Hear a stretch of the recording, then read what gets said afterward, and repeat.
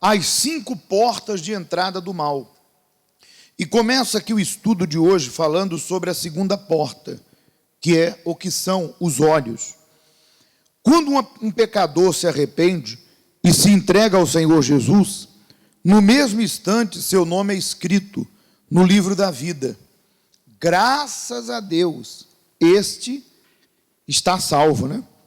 Porém, ele pode continuar vivendo nesse mundo dezenas de anos, aguardando sua morte ou a volta do Senhor Jesus. Até lá, vai continuar morando dentro de um corpo que tem, por exemplo, olhos, que veem o que agrada e o que não agrada a Deus. Aí está o grande perigo de ele se perder novamente. E o texto de Mateus 18:9 diz: se o teu olho te escandalizar, te faz errar, arranca-o e atira para longe de ti. Melhor te é entrar na vida com um só olho, aqui se refere à vida eterna, do que tendo 2 olhos, seres lançado no fogo do inferno. Muito bem, vamos dar uma pausa aqui, para nós entendermos aqui. Veja que quem crê e for batizado será salvo. Então, quando uma pessoa ela descobre o plano de salvação, porque Jesus disse: eu sou o caminho, a verdade e a vida. Ninguém vai a Deus se não for por mim. Veja que quando nós éramos incrédulos, não críamos nas sagradas escrituras, mas éramos religiosos. Nós até acreditávamos que se pedisse a mãe, o filho atendia. Achávamos que existia outro caminho que nos levava a Deus. E dividimos nossa fé com outros deuses que, na verdade, não eram deuses. Porque só Jesus salva. Ele disse: eu sou o caminho. Não existe outro caminho. Não existe outro Deus. Então, Jesus disse: eu sou a luz do mundo. Quando o Senhor morreu e derramou o seu sangue, esse sangue derramado é para perdoar o pecado ou os pecados de quem está arrependido da vida velha. Quando uma pessoa ela chega até Deus, claro, chega não porque ela ama Deus, ela vem a Deus porque ela está com a corda no pescoço, como qualquer um de nós. Ninguém busca Deus quando tudo está bom. De um milhão você encontra um que diz assim: eu estou tão feliz que eu vou buscar Deus. Não. Quando o ser humano está bem, ele não busca Deus, porque ele acha que não há uma necessidade. E muitas vezes até pensa: não, eu estou bem por isso. Se eu estou bem, porque eu tenho um Deus comigo. Mas quando vem o aperto, a perda, quando vem os problemas, então aquele ser humano entende que alguma coisa está em desacordo, que alguma coisa está errada. E ele vai tentar, na força do braço, resolver. E quanto mais tenta, mais difícil e pior as coisas ficam. E muitos se batem para cá, para lá, sofrem aqui e ali, são enganados pelos seus sentimentos, pelos outros, até que a pessoa, cansada, como disse Jesus: vinde a mim, todos que estão cansados. Cansado de quê? De ser enganado. Cansado de confiar nos seus sentimentos, porque é aí que o mundo diz: olha, faz o que o teu coração te diz. Pior furada que um ser humano pode fazer. Coração não pensa. Coração, sentimento, só sente, e sente ódio, sente raiva, sente remorso, sente ciúme, acusação, e a pessoa diz: segue o teu coração. Misericórdia. É a mesma coisa, pula do precipício. E as pessoas vão errando até que elas entendem: eu preciso da ajuda de Deus. E aí, sofrendo, ela vem até Deus. E Deus dá o sinal, curando, libertando. Há pessoas que no primeiro dia que elas receberam oração forte de libertação, já dormiram, a enfermidade desapareceu. Coisas que eram tão simples que não acontecia com ela. Uma noite de sono, porque a gente tem pessoas que estão perturbadas mentalmente, espiritualmente, terror noturno, e uma noite de sono sem calmante, sem nada, e ela diz, poxa, aquela oração me ajudou. E aquilo ali é um sinal, é um encontro com o poder de Deus, não um novo nascimento, mas um encontro com o poder de Deus. E aquela pessoa começa a se entregar, ela diz, poxa, realmente Deus existe, realmente Jesus Cristo é vivo, Ele não está pendurado na cruz. E aí Deus revela para ela, ou para ele, o seu plano de redenção, de salvação. Aí Jesus mostra o seguinte, olha, eu resolvi o teu problema, mas vai vir ou virão outros problemas, porque a vida nesse mundo é uma vida de quê? É uma vida de problemas. Agora, se você quer que eu continue resolvendo os seus problemas, e não apenas isso, quando você morrer, se você quer morar eternamente comigo, porque você tem uma alma, teu corpo vai para o pó, o fôlego, que é o espírito, volta para Deus, e a alma ou vai para o inferno, ou vai para o paraíso. Se você quiser morar comigo eternamente, então, eu lhe tenho um caminho. Você tem que passar pela redenção. Você tem que aceitar Jesus Cristo como Senhor e Salvador, descer nas águas batismais, sepultar aquela velha pessoa com os feitos, se arrepender da velha vida, se converter desse caminho errado, de mágoa, de ódio, de vícios, de tudo que não presta, se converter para esse caminho e me seguir, negando a si mesmo, tomando a cruz e me obedecendo, e vivendo uma vida de fé, o modo de vida de Deus. Nesse momento que a pessoa diz, eu aceito essa proposta, eu quero seguir Jesus, eu quero assumir minha fé, eu quero abraçar a fé em Jesus. Então, mediante o batismo nas águas, que é o sepultar da velha criatura, o nome dela vai ser escrito aonde? No livro da vida que está nas mãos de Deus, que lhe dá o direito da vida eterna. Ela vai ter direito à vida eterna. E não apenas isso, enquanto ela estiver viva, porque ela é com Deus, Deus é com ela. Foi o que Deus disse, tornai a mim que eu tornarei a vós outros. Então, ela vai ser feliz. E fora disso, não há felicidade. Há momentos, mas não há felicidade. Então, falando sobre, eu entrei nesse assunto para você entender a questão do livro da vida. Só que mesmo que ela entregue a vida dela para Jesus, se batize, aceite essa proposta, ela continua no corpo humano, físico, e continua morando nessa terra. Então, ela ou ele, todos nós, continuaremos sendo tentados, perseguidos. Agora, é claro, pela nossa fé também, porque quando você aceita Jesus, as pessoas aí fora que não servem a Jesus verdadeiramente vão criticar esse modo de vida, te chamando de crente, bitolado, fanático, maluco, doido, porque elas querem que você seja o que elas querem que você seja. E quando você deseja ser o que Deus quer que você quer, o que Deus pretende que você seja, elas se sentem ofendidas, não sei porquê. Você não faz mal a ninguém, mas se você aceitou Jesus, se batizou e começou a vir à igreja, parece que você está cometendo o maior erro da sua vida para muitos aí fora e até para dentro da própria família.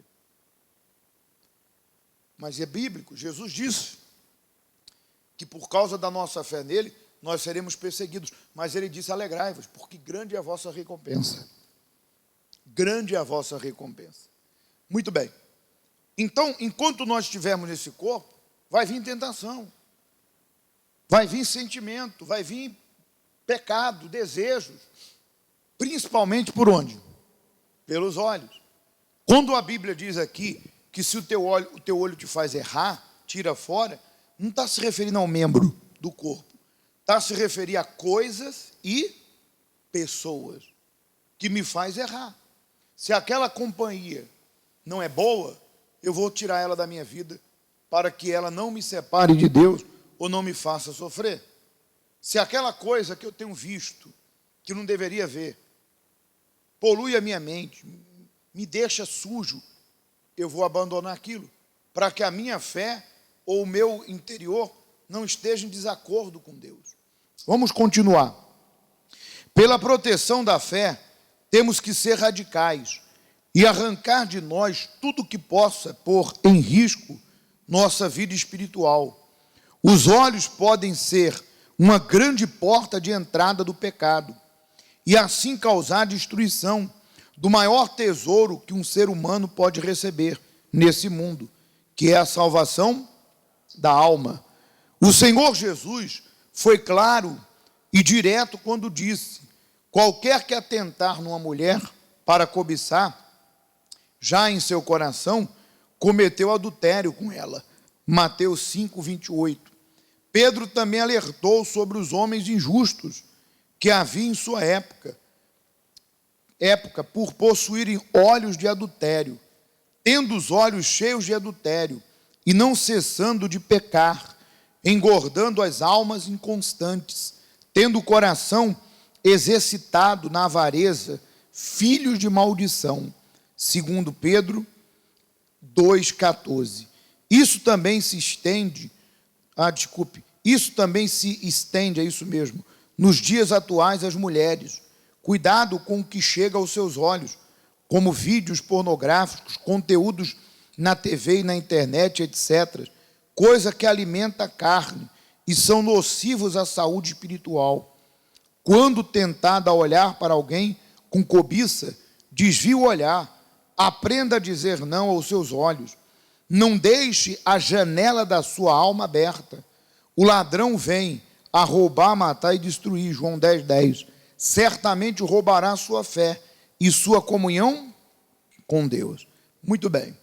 A Bíblia diz que nós temos que manter a fé, que é a certeza nas promessas de quem? De Deus. É a certeza que Deus existe. É a certeza que existe um Deus. Mas a Bíblia diz também, mantendo a fé, crê que algo vai mudar se obedecer.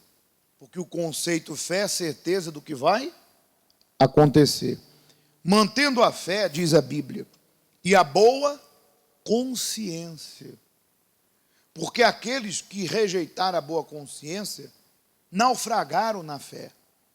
Então não tem como você querer servir a Deus e a impureza, a Deus e os maus olhos, a Deus e o pecado. Ninguém pode servir a dois senhores. É óbvio, é claro, que os meus olhos estão abertos para tudo. Mas uma coisa é você ver, ignorar, ou de repente evitar aquilo, e outra coisa é os seus olhos procurarem o que não é certo, o que não é correto. Os seus olhos, eles se engordarem pelo que é dos outros, e você cobiçar o que não deve, desejar o que não deve, e achar que isso é normal. Como, por exemplo, a pessoa que é viciada na pornografia. Como que ela vai conseguir preparar a sua mente para Deus se a mente dela está podre? Porque o que vem na mente de uma pessoa que anda vendo o que não deve? Coisa boa? Você acha que no momento que ela estiver aqui, com a Santa Ceia nas mãos, buscando a Deus, o que o mal vai fazer ela lembrar? Vai fazer ela lembrar de toda a sujeira que ela estava vendo. E não adianta você dizer que isso não afeta, é óbvio que sim. Isso se chama impureza. E a Bíblia diz lá em Apocalipse, quanto aos covardes, afeminados, adúlteros, mentirosos e impuros, a parte que lhe cabe é o lago que arde em fogo e enxofre, que é a condenação eterna. Então a pessoa que ela quer que o Espírito de Deus habite dentro dela, ela é cuidadosa com o seu interior, que é a sua casa. O meu interior é a minha casa. Se eu não limpo a minha casa e não deixo ela limpa, por exemplo, quando você vai receber uma visita ilustre, que você considera, porque quando você não considera, você não está nem aí. Mas quando você vai receber uma visita ilustre em sua casa, estou falando da sua casa física, Você vai receber uma visita importante, mesmo que você não seja uma pessoa rica, para deixar à disposição ali coisas, sei lá, suntuosas ou luxuosas, enfim. Mas você arruma a casa, você limpa, você põe um perfume, você deixa tudo bonitinho, tudo organizado. Porque você pensa, eu vou receber a visita de uma pessoa importante. Se ela for se hospedar, mais ainda, aí você deixa o quarto arrumadinho, coloca uma prenda ali do ladinho da cabeceira da cama, você deixa a casa de banho impecável, ou não. Isso é o normal. Quer dizer, a pessoa prepara a casa para receber. Aí você diz assim, eu quero Deus dentro de mim. E você já preparou sua casa? Eu quero Deus na minha mente, me dando paz, alegria. Excelente. Isso é a melhor coisa. Mas você preparou teu interior para isso? Você tem tirado os seus olhos do que é impuro? Você tem deixado de cobiçar o que não é seu? Eu digo você que é um homem que cobiça a mulher dos outros, ou uma mulher que troca olhares com homens casados, ou você sendo casada, cobiça a mulher, o marido de outra? Você acredita que você, dada o adultério com os olhos, porque não basta, como disse Jesus, deitar a cama, só em desejar e cobiçar, já está o quê? Cometendo o adultério. Você na impureza, os teus olhos invejosos, você olhar para uma pessoa e você dizer assim, eu queria ter a vida que ela tem. Tomara que ela perca tudo. A pessoa que tem inveja, de repente, ela pensa assim, por que ela tem e eu não tenho? Se eu não tenho, ela também não vai ter. Veja que a pessoa invejosa faz de tudo para prejudicar aquela que ela tem inveja. Às vezes é um irmão, uma cunhada, um parente, um amigo, uma vizinha, uma colega, porque os olhos dela é bom. O que ela pensa? Por que ela tem e eu não tenho? Se eu não tenho, ninguém pode ter. Olha só, isso entra por onde? Pelos olhos, porque ela olha a vida da pessoa e ao invés de dizer assim, amém, Deus abençoe, que Deus me ajude também para chegar a esse ponto. Que nada, não, se eu não tenho, ninguém vai ter. Se eu não tenho, ela não pode ter. E fica ali torcendo pelo mal dos outros, desejando o mal dos outros, e quando a pessoa perde, bem feito. Olha só, que tipo de pessoa você que comete esse erro é. Você quer Deus dentro de você? Então, se você quer Deus dentro de você, vamos fazer o seguinte, eu vou pegar um copo de água, vou pedir para melar nas lamas ali da rua, deixar bem sujo e vou botar água limpa dentro. Você bebe? Não, você deveria. Porque você está dizendo o seguinte, eu faço um monte de coisa que não deveria, mas Deus tem que me aceitar assim mesmo. E eu não vou largar isso não. Estou na mentira, vou continuar. Estou na safadeza, vou continuar. Não creio no que está escrito ali na Bíblia. Creio em parte. E se Deus quiser, me aceite assim. Estou enganando os outros, tenho mágoa, xingo, falo mal, tenho maus olhos, meu comportamento é leviano, tenho um vício que eu não quero largar. Mas Deus tem que me aceitar assim mesmo. Ele tem que entrar em mim desse jeito. Então você deveria beber a água limpa num copo sujo, mas você não quer. Quer dizer, você não quer o que é sujo, e Deus tem que aceitar o que é sujo. Por isso que Jesus disse, bem-aventurado os limpos de coração, porque estes verão a quem? A Deus. E você acha que a pessoa está limpa porque alguém limpou ela? Ela própria que se limpou. Por isso que a Bíblia diz que aquele que se entrega ao pecado é o cão que volta ao vômito e a porca lavada que volta ao quê? À lama. É simples. Você vê que não tem mistério em entender Deus. É que as pessoas se fazem desentendidas. Se fazem de desentendidas. Eu não entendo, não sei. Conversa, você sabe. Você sabe que de Deus você tem o que merece. Eu tenho o que mereço. Do mundo, não. Porque o mundo é injusto. Mas se Deus é por nós, quer dizer, se eu ganho com Deus, ainda que eu perca no mundo, Deus vai me ajudar. E se eu ganho aí fora, tento agradar Deus e o diabo, né? Eu vou perder com Deus e o mundo não vai me ajudar. Porque o mundo é interesseiro. Então, senhor, senhora, guarde os seus olhos. Guardando os seus olhos, você vai guardar o seu interior. Jó 31:1 diz assim: fiz aliança com os meus olhos. Como, pois, o fixarei numa virgem? Ele era casado e certamente na época de Jó, o que não faltava eram mulheres que se ofereciam. Nos dias de hoje, pior ainda, né? O que mais tem aí fora é mulher vulgar, que anda se oferecendo à torta e à direita, e as carentes que, por troco de um sentimento, quer se entregar a uma aventura. Mas ele disse: eu guardei os meus olhos, porque ele só tinha olhos para quem? Para a esposa dele.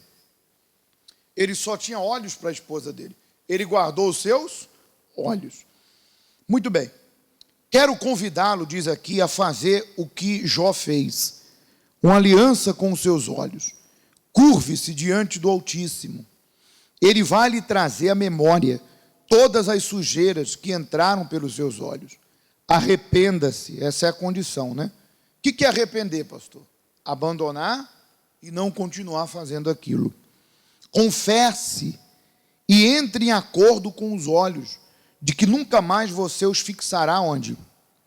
Pornografia, no adultério, no que não deve, etc. e tal, no que é dos outros, né? Cobiçar o que é dos outros.